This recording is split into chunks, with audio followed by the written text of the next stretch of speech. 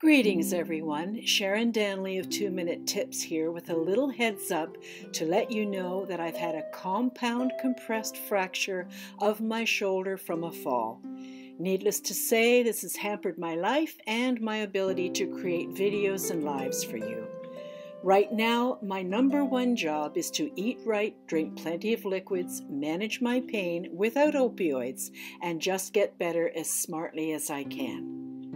And like with everything else in life, I'm choosing to focus on the finish line, making the most of the journey between now and when I'm healed. In the meantime, remember that if you're looking for anything specific, to use the search bar or click on the playlists where all the videos are filed compatibly for your ease of use.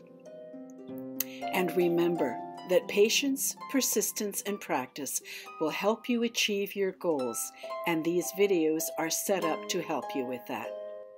So wish me luck, and I'll either have a live or how-to video for you in the next week or two. Thank you.